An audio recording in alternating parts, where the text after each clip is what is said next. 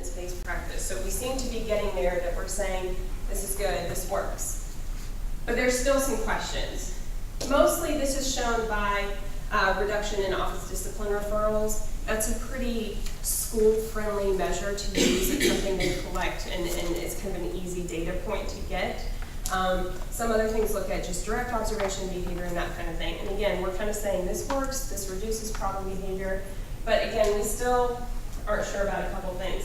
One of the biggest things is how to incorporate the aspect of behavior function in this intervention. By its very nature, it's a tier 2 intervention. It's meant to be efficient and it's meant to be effective. And balancing efficiency and effectiveness while not significantly sacrificing one or the other seems to be kind of at the crux of how do we do this best and how do we guide schools in doing this best. So do we start incorporating an FBA? How do we do that?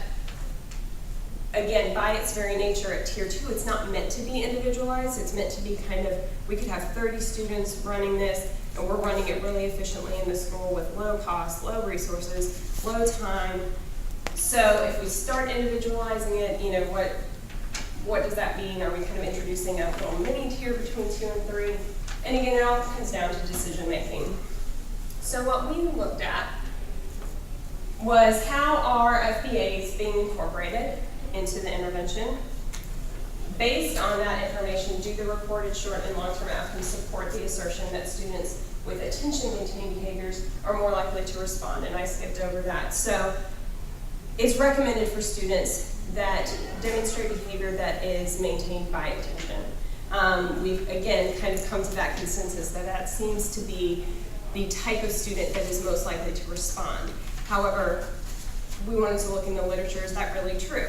And then we wanted to see just how the results kind of inform recommendations going forward. So real quickly, we looked at 15 studies total.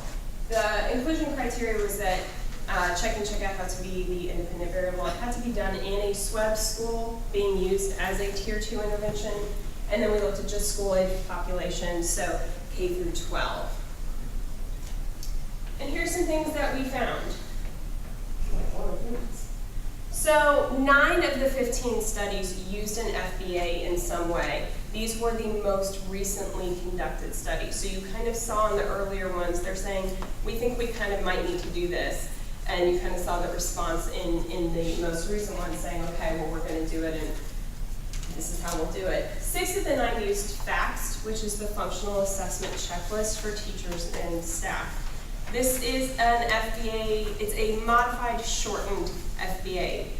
I'm sure many of us in here that have conducted a full-blown FBA and know how long that takes, how time-intensive it is, and that's not what we're talking about here. We're talking about a brief, modified one where we just get a real simple statement of, we believe this student behavior or functioning to maintain this.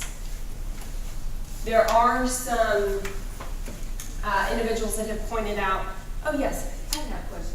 Are you using the check-in, check-out to see if an FBA is needed? Well, that's a good question, and that is one way to do it. So if we just roll out check-in, check-out standard and we're not seeing a response, at that point, maybe we need to conduct an FBA to help us make a decision going forward.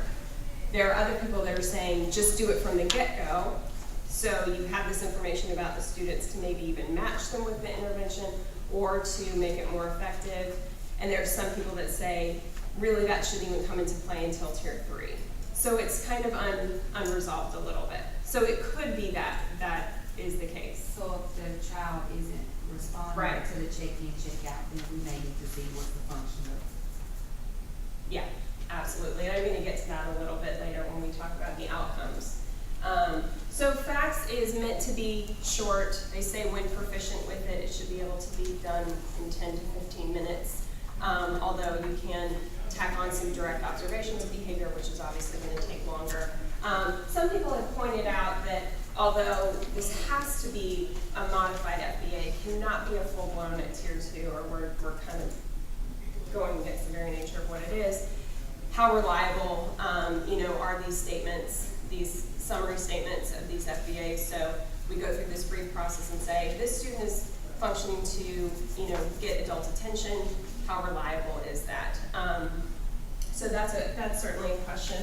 Other ones that were used are here, and really there was one study that kind of really loaded up on the FBAs, which was kind of a outlier. Most of them just used facts, and that was it.